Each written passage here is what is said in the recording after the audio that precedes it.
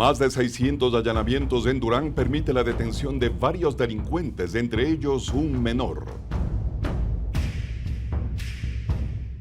También hay resultados sorprendentes en la zona de Nueva Prosperina y otros sectores del Guayas.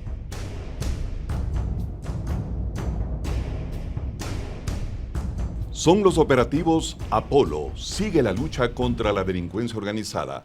Ya les contamos, amigos. Saludos. Así es. Qué gusto saludarlos, amigos televidentes. Estamos iniciando Impacto Semanal. Bienvenidos.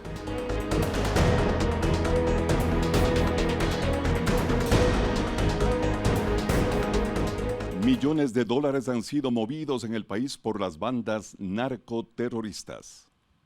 Uno de los casos que más llamó la atención ocurrió en el sector El Recreo, quinta etapa, esto en el Cantón Durán, cuando las Fuerzas Armadas aprehendieron a 2 ciudadanos que transportaban $145,000 ocultos en canastas navideñas. Durante el operativo, los implicados alegaron ser comerciantes, pero no presentaron documentación que respaldara la legalidad del dinero ni su destino. En otro operativo, personal militar, mientras realizaba patrullajes en la vía Durán-Tambo, detuvo al conductor de un vehículo. Al inspeccionarlo, encontraron una maleta con $23,500 en su interior. La maleta que estaba en el asiento posterior estaba ahí.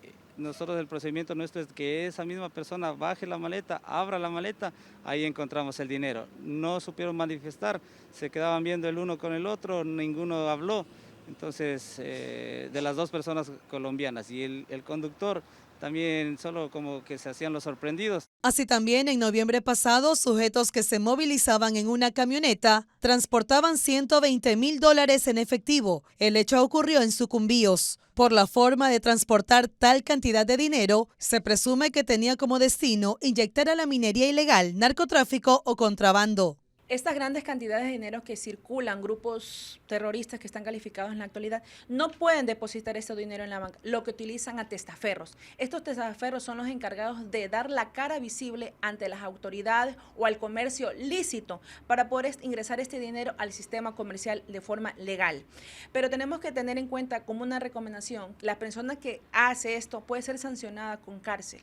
Estos operativos representan un fuerte golpe al financiamiento del crimen organizado, dificultando el flujo de recursos para actividades ilícitas. Hay que crear una ley antilavado en bulto, es decir, tener claramente y establecido cómo estas personas que pertenecen a grupos criminales están moviendo dinero en persona. Y esto nos ha sucedido en aeropuertos, en fronteras. Hemos visto cómo grupos criminales y mujeres han sido arrestadas por varios millones de dólares en el momento en que aterrizan al Ecuador, pero también qué está sucediendo en las fronteras norte y sur. Es indispensable tener un sistema de inteligencia financiera muy aguda y establecida para saber cuáles son las banderas rojas que yo tengo que establecer al momento de identificar a estas personas que están moviendo dinero. Las fuerzas del orden continúan fortaleciendo sus controles en las principales vías del país, con la finalidad de garantizar la seguridad y frenar el avance del crimen organizado.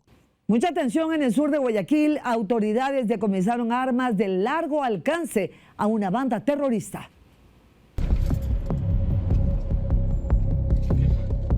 Es un sector altamente peligroso. Aquí opera una agrupación terrorista. La intervención de la policía y de las Fuerzas Armadas se dio tras tener conocimiento que varios inmuebles servían como bodegas para almacenar armas. Durante la revisión de los inmuebles se hallaron 2 fusiles aparentemente recién comprados. Debajo de una cama se encontraron las municiones. Esta es una de las mejores acciones que hemos tomado porque, como usted se puede dar cuenta, el tema de las vacunas se lo está haciendo con armas de largo alcance. Entonces este operativo ha servido como para un poco debilitar a las organizaciones que sigan cometiendo este tipo de actos delictivos. El armamento y las municiones estaban a cargo de una persona que fue detenida. Aparentemente, este sujeto es parte de una agrupación terrorista vinculada a cometer diferentes delitos en el sector del Guasmo. Matanzas, secuestros, roban hacia a los carritos que andan vendiendo sus productos, le quitan los carros, les secuestran, les roban, les matan. ¿Usted paga mensual aquí por extorsión? Antes aquí no estamos viendo, no estamos pagando por aquí todavía. Según la policía, el tráfico de armas actualmente se realiza en alta mar por los controles que se ejecutan en las calles. El sujeto que fue detenido será procesado por tenencia ilegal de armas. Varios detenidos en la provincia del Guayas con los operativos Apolo. La lucha contra la delincuencia organizada continúa.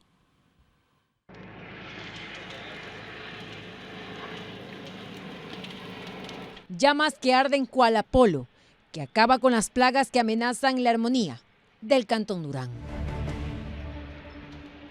En el Cerro Las Cabras, del Cantón Durán, la Policía Nacional y Fuerzas Armadas realizaron el megaoperativo Apolo 1 con el fin de reforzar las demás operaciones que se realizan constantemente en diferentes puntos de Guayaquil, Durán y San Borondón para combatir a la delincuencia. Se hicieron 660 allanamientos a los domicilios ubicados en el Cerro de las Cabras de forma simultánea, en los cuales tenemos una persona detenida con una boleta de detención, 11 personas aprehendidas, de los cuales sería por los delitos de tenencia de armas y de sustancias sujetas a fiscalización. Un menor aislado. Todas estas personas pertenecerían al grupo de delincuencia organizada Las Águilas. El objetivo de estas operaciones es debilitar a las bandas delictivas, según lo que indicó el bloque de seguridad, apropiándose de casas que en su mayoría están deshabitadas, utilizándolas de guaridas de delincuentes para el cautiverio de personas y como centros de monitoreo.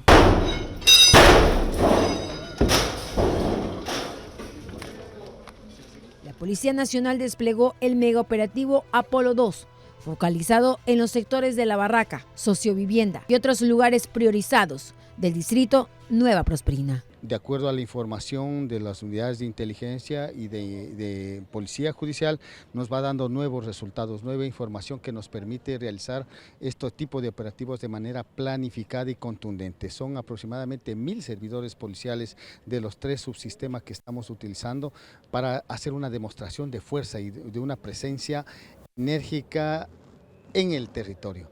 Presencia del Estado, presencia de Policía Nacional en estos territorios que son muy conflictivos. En este operativo se realizaron simultáneamente 296 allanamientos en inmuebles donde estarían operando, según investigación policial, las bandas delictivas.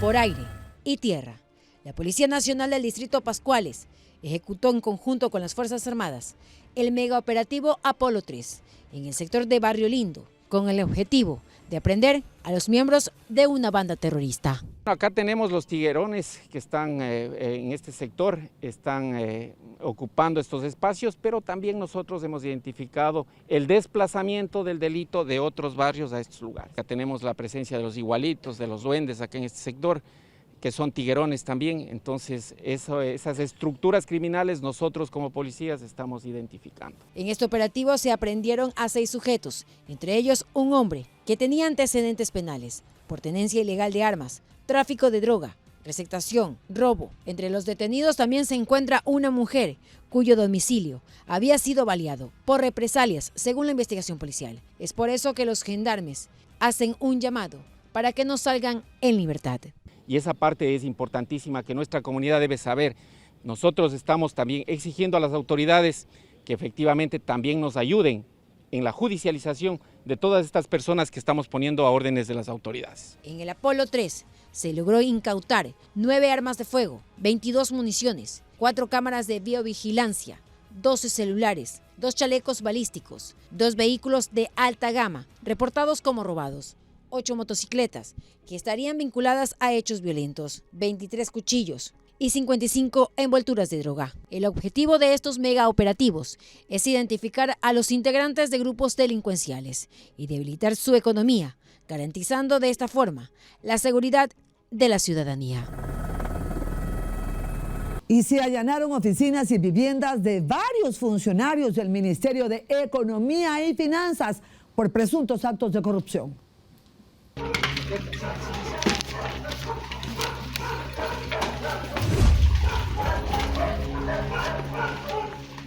Los allanamientos se registraron en la noche del 22 y madrugada del 23 de enero. La Unidad de Lucha contra la Corrupción de la Fiscalía y miembros de la Policía Nacional actuaron de manera reservada. La intervención se realizó en las oficinas del Ministerio de Finanzas, en la plataforma gubernamental y en domicilios de funcionarios de la entidad. Las investigaciones son por presunta asociación ilícita, cuya denuncia se dio desde el propio Ministerio de Economía y Finanzas.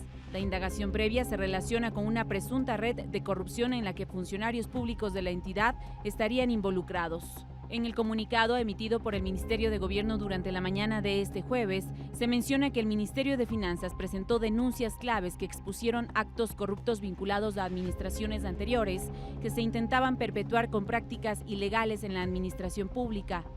Agrega que los allanamientos en domicilios y oficinas del MEF son derivadas de estas denuncias y de los esfuerzos anticorrupción del gobierno del presidente Noboa. Entre los indicios encontrados durante la intervención y que aportarán a la investigación están dinero en efectivo, computadoras, teléfonos celulares y registros. El ministro de Finanzas, Juan Carlos Vega, se pronunció sobre el caso. Esto ha sido realizado en una coordinación muy cercana con la Policía Nacional, la Fiscalía y el Ministerio de Economía y Finanzas.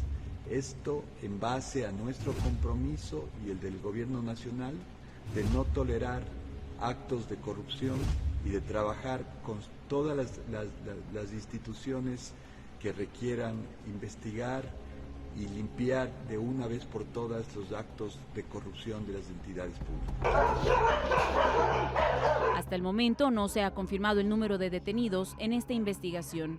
El capitán de la Armada, Edwin Ortega, quien fue perseguido durante el gobierno de Rafael Correa, deberá ser reintegrado a la institución. El capitán de corbeta Edwin Ortega, de la Marina del Ecuador, volverá a las filas institucionales de la Armada tras 9 años de persecución del gobierno del expresidente Rafael Correa. Afirma que gracias al debido proceso y a la seguridad jurídica que se pudo conseguir durante estos años, se pudo evidenciar que se vulneraron sus derechos a la libertad de expresión y de pensamiento. Se habló del tema del ISPA, de los DRUB, de la narcovalija, de la persecución al mando militar, del ataque a Angostura, del debilitamiento de la SENAIN, el SNAI. Entonces, Daniel, más allá de que yo haya o no haya tenido la razón, se alertaba al poder que tarde o temprano iba a tener la oportunidad de enfrentar al correísmo.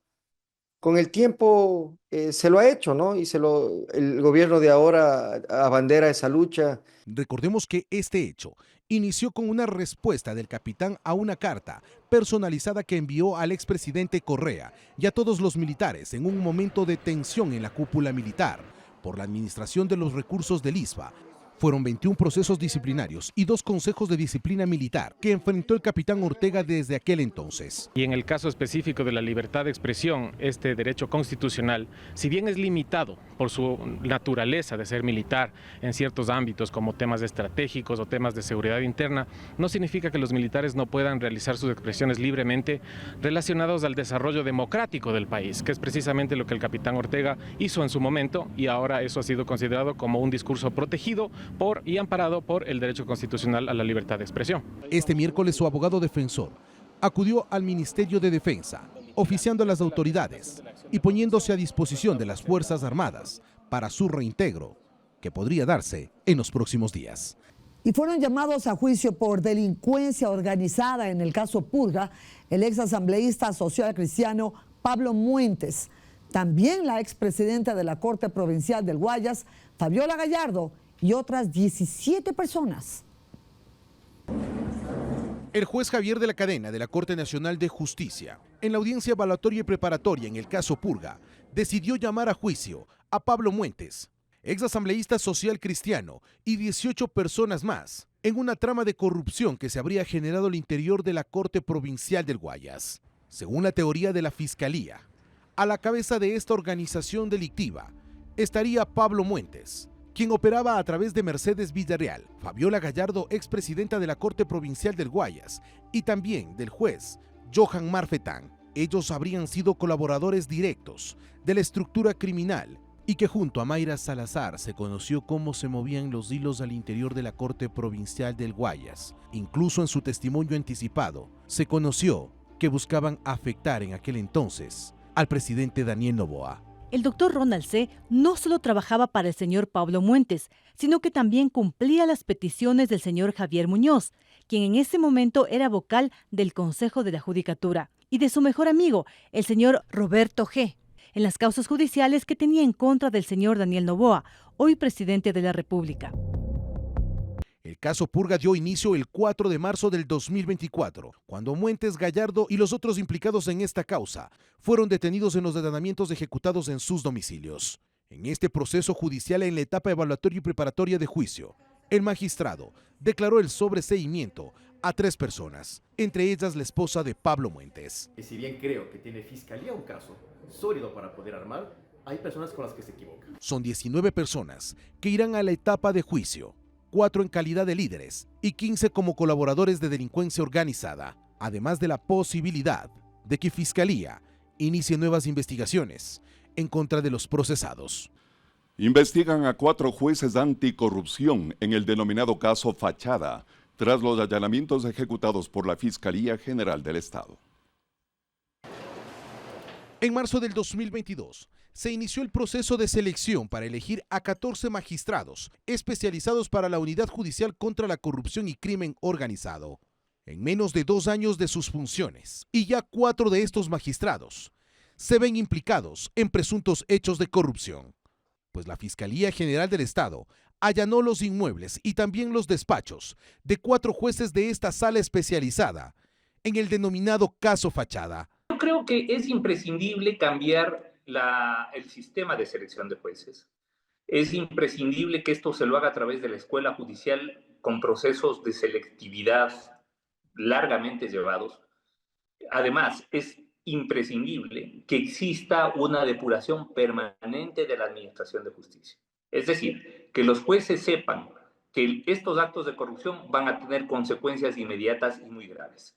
La falta de evaluación de los magistrados por parte del Consejo de la Judicatura durante varios años ha generado a que se den estos conflictos, en donde muchos han sido quebrados sus conciencias por el narcotráfico u organizaciones delictivas, como ya se vio claramente en el caso Metástasis y otros que hoy se encuentran en investigación, como Purga, Plaga, Pantalla y hoy el caso Fachada. Para los analistas jurídicos y especialistas en esta materia, los sueldos de los magistrados deberían ser revisados, pues así en otros países se ha logrado evitar el riesgo de que puedan ser sobornados. Incluso en Estados Unidos se los lleva de esa forma, son jueces muy bien pagados, posiblemente son los mejores pagados dentro de un estado, y eso hace o ha permitido que no existan actos de corrupción, así como también que exista la protección para ellos para el momento de resolver. El caso Pantalla, que hoy por hoy se encuentra investigado por la Fiscalía General del Estado, se generaría a través de la utilización de presuntas argucias jurídicas, intentando obtener la libertad de los hijos de Roberto Carlos A., presunto cabecilla de la organización criminal Los Comandos de Frontera, y que por ello la Fiscalía intervino de forma simultánea 12 inmuebles en los cuales se recopilaron los indicios que servirán para poder concluir si existió o no un delito detrás de estos hechos, que hoy por hoy preocupan no solamente al país, sino también al sistema jurídico del Ecuador. En minutos, muchísima atención, el presidente Daniel Noboa estuvo presente en la posesión del presidente electo Donald Trump. Además, conoceremos cómo avanza el proceso electoral en el país. Ya volvemos en Impacto Semanal. No se vayan.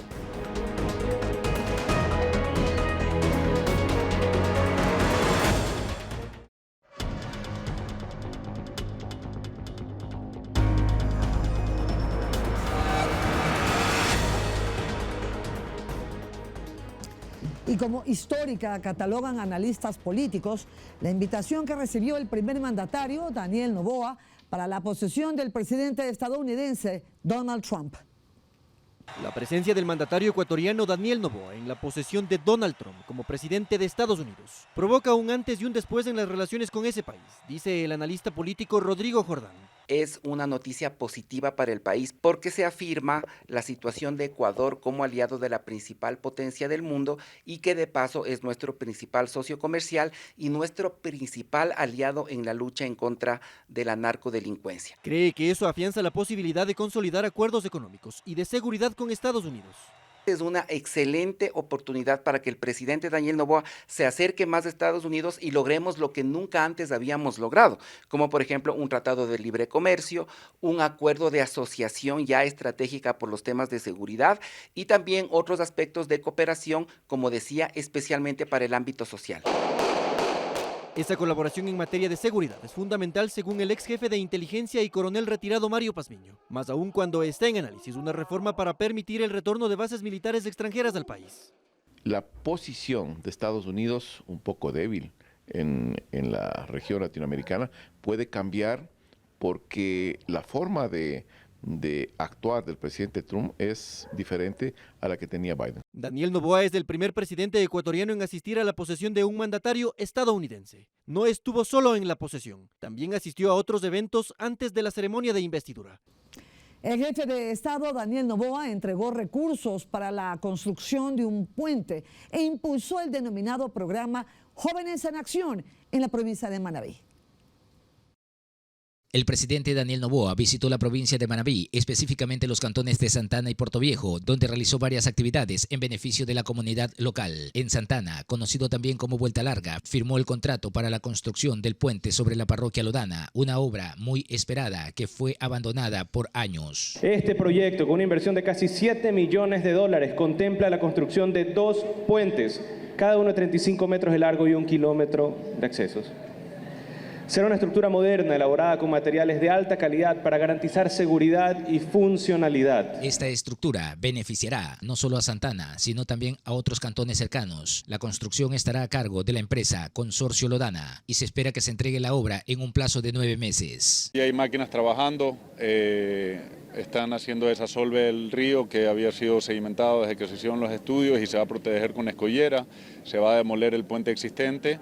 Se va a construir primero el puente que está en esta zona de aquí, que ustedes ven el hueco, y una vez que se construya ese y se habilite el paso, se demuele el otro y se construye el otro. Hay temas de expropiaciones también. Durante su visita, el presidente también se dirigió a los habitantes de la casa comunal de la parroquia, donde fue recibido por autoridades locales y una gran cantidad de personas. Nosotros hacemos obras por los ecuatorianos, nosotros hacemos obras por la gente que más necesita. El alcalde de Santana, Gregorio Macías, destacó la importancia de esta obra para la región. No se había ejecutado esta obra tan importante para los cantones 24 de Mayo, Santana y Olmedo y para varias provincias, ¿no? Porque somos un punto de conexión entre estas provincias. Después, Noboa se trasladó a la ciudad de Portoviejo, específicamente al Coliseo La California, donde se reunió con cientos de jóvenes y autoridades locales para socializar el programa Joven en Acción. Durante su intervención, el presidente mencionó que hasta ahora el gobierno ha entregado 110.000 becas a nivel nacional, de las cuales 84.000 han sido entregadas a mujeres, muchas de ellas madres solteras, como parte de su estrategia para fomentar un camino positivo en el país. La mayoría de integrantes de las juntas receptoras del voto se ha capacitado para el 9 de febrero. Hay sanciones para quienes no asistan. Según datos oficiales del Consejo Nacional Electoral, la impresión de papeletas y documentos electorales avanza en diferentes niveles. Las papeletas para los binomios presidenciales, que definirá al próximo mandatario del Ecuador, están al 92% de impresión. En el caso de los asambleístas nacionales, el avance es del 77%, mientras que las papeletas de asambleístas provinciales ya alcanza el 90%. Las papeletas y material del exterior también ya está listo. Las papeletas los paquetes electorales para el exterior, como siempre hemos manifestado, ya han salido. En el caso de las papeletas para parlamentarios andinos, ya están listas al 100%. Además, se ha logrado un avance del 86% en la impresión de otros documentos electorales, como actas y certificados de votación. Para garantizar un proceso transparente, delegados de la Unión Europea ya están en territorio recopilando información. En conjunto, lo que se pretende, y todos los observadores lo que hacen, es hablar con la gente, escuchar a la gente, ver cómo se está desarrollando esta campaña electoral y todo el proceso. Para garantizar la inclusión, las papeletas braille destinadas a votantes con discapacidad visual ya están impresas en su totalidad. Según el CNE, más de 49 millones de papeletas ya están impresas, al igual que la señalética a utilizarse el 9 de febrero. Y el 9 de febrero se elige presidente y vicepresidente. También asambleístas y representantes al Parlamento andino. Se lo hará con el método de voto en plancha. La votación para el 9 de febrero será a voto cerrado. Se utilizará el método Webster. Esto implica que cada ciudadano deberá elegir su voto solo en un casillero. Se lo explicamos a continuación. Independientemente de la papeleta que recibirá, deberá elegir en el caso de binomio presidencial una sola casilla. Lo mismo deberá ocurrir con asambleístas nacionales, provinciales, parlamentarios andinos y en el caso del exterior también deberá marcar una sola casilla. En las calles esta fórmula ya es conocida. Se la aplica desde 2020 tras la reforma al Código de la Democracia. El voto en plancha obliga a los electores a seleccionar únicamente una lista completa por cada dignidad. Es decir, los electores no podrán escoger candidatos de distintas listas. El voto válido será el que se marque claramente por uno de los binomios o por una de las listas que exprese esa voluntad el elector. Si es que lo ha marcado por más opciones, por dos o más opciones, estaremos anulando el voto. Con el voto en plancha, la imagen más visible en las papeletas será la de la organización política, más no la del candidato. El voto es, como se dice en el Vox Populis, en plancha, ¿no? Lo que nosotros elegimos es a la lista. El método Webster quizá hará la votación más rápida y sencilla para los ciudadanos. También facilitará el conteo de votos, pero en la práctica, el método es mucho más complejo. Distribuye los puestos según los votos obtenidos, dividiendo cada total por número impares sucesivos. Las minorías podrían ser adjudicatarias de más escaños. El 9 de febrero recibirá 4 papeletas, una para binomio presidencial, una para asambleístas nacionales, otra para asambleístas provinciales y otra para parlamentarios andinos. Todas de distinto color, pero en todas aplicará el método Webster, el voto en plancha. Los colores marcarán la ruta de los electores en los comicios del año 2025. Las papeletas serán diferenciadas por tonalidades. Conózcalas en la siguiente nota. ¿Cómo está? Bienvenido. Muchas gracias. Sus papeletas. Muchas gracias. El próximo 9 de febrero los ecuatorianos recibirán 4 papeletas para ejercer su derecho al voto. Podrán hacerlo desde las 7 de la mañana hasta las 17 horas, 5 de la tarde. Recuerde que la de binomio presidencial deberá ser depositada en la urna color blanco y el resto de las 3 papeletas en esta urna. La papeleta presidencial será color café, mientras que la de asambleístas nacionales lucirá un tono melón. Para los asambleístas provinciales se ha elegido el color verde y la papeleta de parlamentarios andinos destacará en rosado. En aquellas provincias que tengan divisiones electorales se mantendrá el mismo color, aunque cada circunscripción contará con su propia papeleta. En este caso tenemos las papeletas, por ejemplo, en la cual la papeleta será de color verde y lo único que cambiará, dependiendo la circunscripción, será el cambio de las listas y de los candidatos en este caso. Pero se mantiene el mismo color en cada una de las papeletas. Todas las papeletas tendrán el mismo formato, tamaño A4, y el voto deberá ser en plancha. Así que tendrán que marcar en el casillero correspondiente de la lista para que este sea un voto válido. La seguridad también es protagonista en este proceso. Cada papeleta estará equipada con varios niveles de protección para evitar falsificaciones. En el caso de los ecuatorianos que votan en el exterior, la papeleta de asambleístas por el extranjero tendrá un color celeste y se imprimirán 456.485. Estas estarán distribuidas en 100 zonas electorales y 60 consulados en todo el mundo. En instantes, no se lo pierdan todos los detalles sobre la investidura del presidente estadounidense Donald Trump.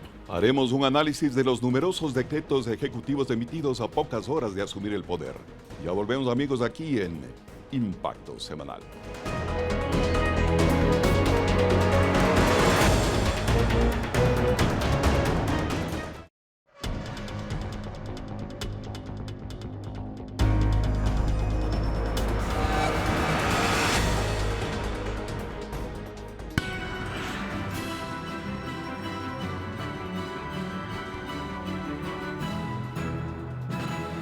Donald Trump juramentó como mandatario de Estados Unidos en una tradicional ceremonia de investidura que por primera vez en 40 años se realizó dentro del Capitolio.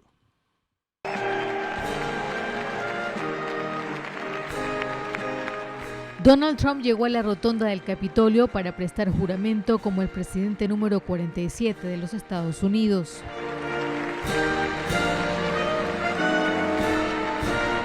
I, Donald John Trump, do solemnly swear. De ahí, con una mano sobre una Biblia heredada de su madre, el republicano de 78 años juró proteger la Constitución bajo la cúpula del Capitolio, un espacio de gran valor simbólico que conecta el Senado y la Cámara de Representantes. So help me God. Congratulations, Mr. President. Trump pronunció su discurso inaugural, que definirá su visión para los próximos 4 años. From this moment on, de ahora en adelante, nuestro país volverá a florecer y volverá a ser respetado alrededor del mundo. Durante todo mi gobierno, simplemente voy a poner a Estados Unidos primero.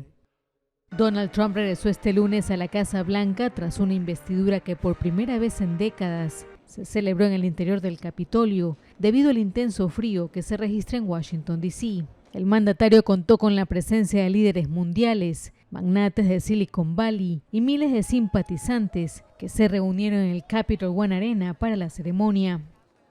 Pero previo a su juramentación, el presidente inició su día asistiendo junto a su esposa a un servicio religioso en la iglesia episcopal de San John, ubicada frente a la Casa Blanca. El presidente electo llegó al templo poco después del vicepresidente James David Vance y su esposa. Los hijos del mandatario habían llegado al lugar poco antes. Tras la ceremonia religiosa, la pareja se dirigió a la Casa Blanca para participar en el tradicional té y café con el mandatario saliente Joe Biden y la primera dama Jill, un gesto simbólico de transición pacífica. Luego se trasladaron hacia el Capitolio para la ceremonia de investidura. El acto culminó con la firma de un centenar de órdenes ejecutivas para revertir las políticas de su predecesor Joe Biden. Y una de las noticias internacionales más destacadas, Texas intensificó sus medidas para frenar la inmigración ilegal con la instalación de nuevas barreras físicas a lo largo de la frontera con México. Texas intensificó sus medidas para frenar la inmigración ilegal con la instalación de nuevas barreras físicas a lo largo de la frontera con México, incluyendo un extremo sistema de boyas en el Río Grande y alambre de púas en diversos cruces fronterizos, como parte de una estrategia coordinada que coincide con el regreso de Donald Trump a la Casa Blanca. Las autoridades tejanas desplegaron varias excavadoras y trabajadores en lanchas neumáticas para ampliar una barrera flotante existente cerca de Eagle Pass, según pudo observarse en imágenes captadas por drones desde la ciudad mexicana de Piedras Negras. Las nuevas medidas de seguridad se implementan después de que Trump declarara la emergencia nacional en la frontera con México. El mandatario también dio vía libre a las redadas de migración en lugares previamente considerados protegidos, como escuelas, iglesias y hospitales. El gobierno alega que la decisión empodera a los agentes de migración a seguir las leyes y capturar a los que llaman criminales extranjeros. En respuesta a esas políticas, las autoridades mexicanas han comenzado a prepararse para un posible aumento en las deportaciones. La presidenta de México, Claudia Sheinbaum, anunció que su gobierno comenzará la repatriación de migrantes que han quedado varados en territorio mexicano, luego de que la Casa Blanca detuviera su programa de asilo para personas que huyen de regímenes autoritarios en América Central y del Sur.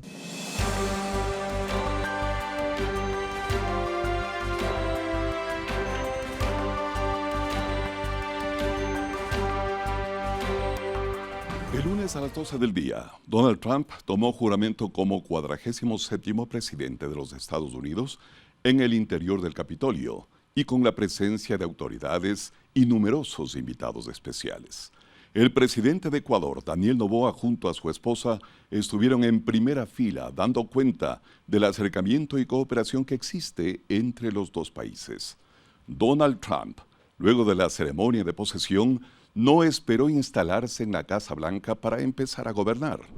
Los primeros decretos los firmó en el estadio Capital One Arena, rodeado de una multitud.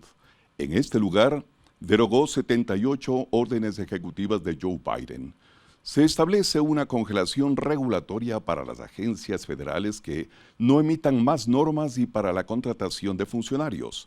Mediante decreto se establece el retiro del Acuerdo de París sobre las emisiones, entre otros decretos.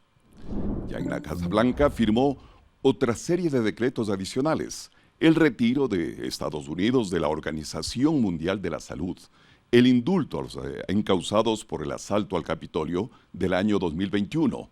Se declara la emergencia energética nacional, acelerando de esta manera la concesión de permisos de nuevas estructuras de combustibles fósiles.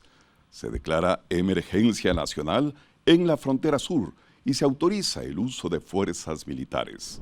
Se clasifica a los carteles mexicanos, al Tren de Aragua y a la pandilla salvadoreña MS-13 como organizaciones terroristas.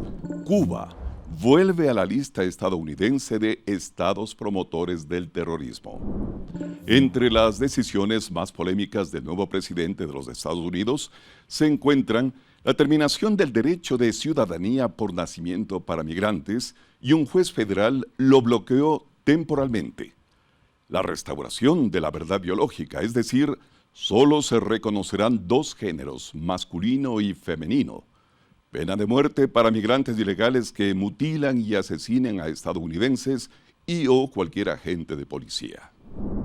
Históricamente, las órdenes ejecutivas se han relacionado con asuntos administrativos, pero los últimos presidentes norteamericanos las han usado para implementar políticas y programas que den cuenta de las prioridades de su gobierno.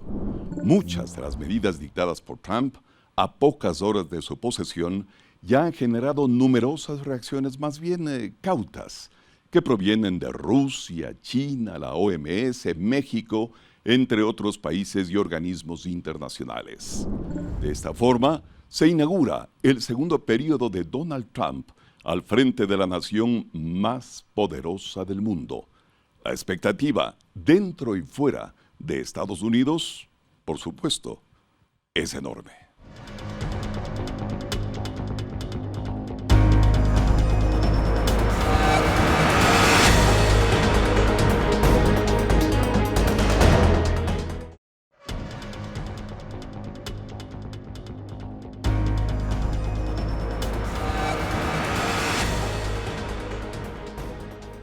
Estados Unidos cataloga a los cárteles mexicanos como terroristas de manera similar a lo que hizo el presidente Daniel Noboa en el año 2024.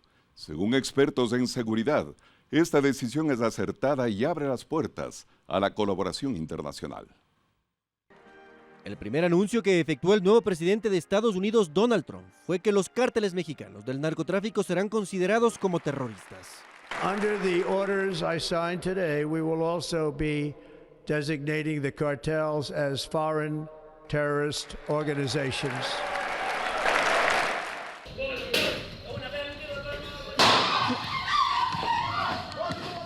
El 9 de enero de 2024, el presidente de Ecuador, Daniel Noboa, tomó ya esa decisión. Luego de la incursión criminal a las instalaciones de TC Televisión, el mandatario declaró a las bandas criminales como terroristas. La ministra del Interior, Mónica Palencia, escribió en su cuenta de X: Solo cuando haces bien las cosas viene el país más poderoso del mundo y te las copia. Confirme Daniel Noboa. La decisión que tomó el presidente Daniel Noboa fue acertada al 100%. ¿Por qué? Porque la crisis de seguridad que tenía el país necesitaba identificar a los autores. Pero el momento que otro país cataloga, en el caso de Donald Trump y de los Estados Unidos, los cataloga a todas las organizaciones de narcotráfico y crimen organizado como grupos terroristas, ese momento todos entran dentro de ese mismo saco.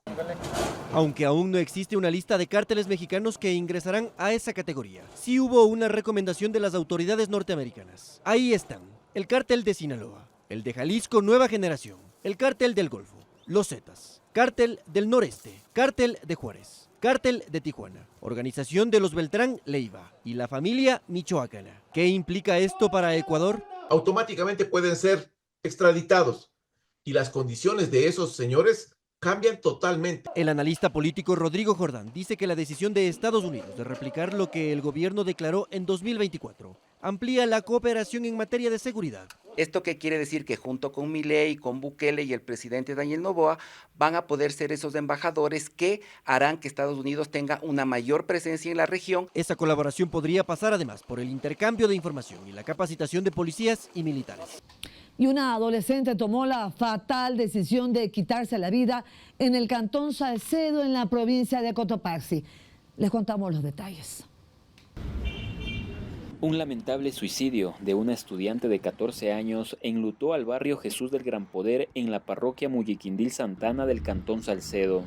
La menor fue encontrada suspendida de una cuerda en su habitación. Es necesario estar atentos los familiares, los padres, en este caso a las alertas que siempre nos dan nuestros hijos, nuestros familiares, y estar atento, quizás recurrir a ayuda profesional. La adolescente vivía solo con su padre de 48 años.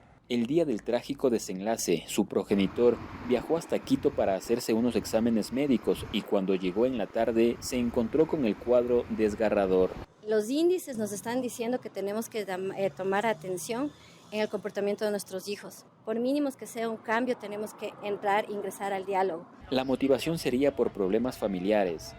En el lugar de los hechos se encontró una carta donde la víctima pide perdón y asegura que ya no va a ser un problema. Además, sostiene que no quiere ser la responsable de que la salud de su padre empeore. Aprender a sanar sus emociones para poder, desde un papá feliz, desde un papá sano, dar una mejor directriz y que el hijo no se sienta culpable. El hecho generó conmoción en los habitantes de la zona, quienes se solidarizaron con la familia y exhortaron a las autoridades para que se dé más importancia a los temas de salud mental, sobre todo en adolescentes. El presidente Daniel Noboa elimina el IVA en alimentos para mascotas. La medida beneficiará a miles de familias y cuidadores en Ecuador. Pistacho es el integrante número 8 de la familia Yerobi. Por 4 años los ha acompañado y este miércoles los llevaron a pasear al Parque La Carolina de Quito. Él es el más mimado, está por donde quiera, nosotros les llevamos a donde quiera. Ahorita nos llevamos de compra en el carro y le traemos a él a darse una vuelta por aquí por el parque. Sobre las 6 de la mañana de este miércoles, el presidente Daniel Noboa publicó 3 fotografías acompañado de sus mascotas. Para mí, algo siempre ha sido claro. Las mascotas no son solo animales, son familia. He tenido varias mascotas, compañeros que han dejado una huella en mi vida. Por eso como presidente no puedo dejarlos de lado. Hoy doy un paso hacia algo que siempre he querido hacer, que sea más fácil que más familias puedan cuidar de sus mascotas, de la mejor manera. Por eso he decidido eliminar el IVA en los alimentos para mascotas, haciéndolos más asequibles y económicos para todos desde el 1 de febrero. Según datos del INEC, en Ecuador, 4 millones de hogares tienen mascotas. Con la eliminación del IVA, expertos en adiestramiento canino creen que se protege el bienestar animal. Quitándole el IVA, el 15% sí sería unos 10, unos 15, 20 dólares que sí ayudan, ¿no? Mensualmente. Igual para ellos mismos, comprarles juguetes, ropas, para los mismos veterinarios. La experta tributaria Yael Fierro explica las implicaciones en la eliminación del IVA para el alimento de mascotas. Significa que tenemos contados días para que se puedan hacer las parametrizaciones en el sistema de facturación electrónica, de tal manera que desde el 1 de febrero de 2025 automáticamente en las facturas se consigne como tarifa de IVA para los alimentos de mascotas el 0%. Estimaciones del sector privado han señalado que más de 120 millones de dólares al año en Ecuador se tributa respecto a alimento de mascotas. Atención amigos, ARCSA alertó de la falsificación y comercialización de un medicamento para hipertensión arterial. Especialistas recomiendan revisar en la página de la Agencia de Regulación. Atención, pues en Ecuador circula un medicamento ilegal para pacientes que tengan hipertensión arterial. La alerta la realizó la Agencia Nacional de Regulación, Control y Vigilancia Sanitaria, ARCSA, y señalaron que ya ha sido distribuido en algunas provincias de la Sierra Centro. de un medicamento que fue introducido al país de manera no regular y adicional a ello presentando características de falsificación en su producto. Notificación que fue realizada al ARCSA directamente desde la empresa distribuidora del producto con su sede en Ecuador, al evidenciar en su departamento de calidad que la trazabilidad, es decir, el punto de la distribución, fue por medio de contrabando. Falsificado en Alemania y su destino original era el mercado turco. Sin embargo, este medicamento fue redireccionado y nuevamente empaquetado con las características que debe tener el medicamento original dentro del territorio ecuatoriano. Según la Organización Panamericana de la Salud, 1 de cada 5 ecuatorianos de 18 a 69 años padecen de esta enfermedad. La hipertensión arterial está entre las 10 enfermedades más frecuentes del país. Está entre las 3 causas de mortalidad más importantes del país. El consumo de este medicamento, que no cumple con los estándares de calidad, podría ser contraproducente. Que no haga efecto y que la enfermedad progrese. En este caso, este es un medicamento antihipertensivo. Si el paciente toma este medicamento, va a tener una crisis hipertensiva y puede morir. Ante ello, si usted la adquirió, puede verificar la veracidad de la misma publicada en las páginas de esta entidad, donde encontrará el número de lote y cómo se llama la medicina, y reportar su ilegalidad dentro del aplicativo móvil que tiene la ARCSA. Y así llegamos al final, amigos televidentes. Esto ha sido lo más destacado en hechos nacionales e internacionales. Todos los sábados a las 13 y a las 20 horas aquí en Impacto Semanal. Buena suerte.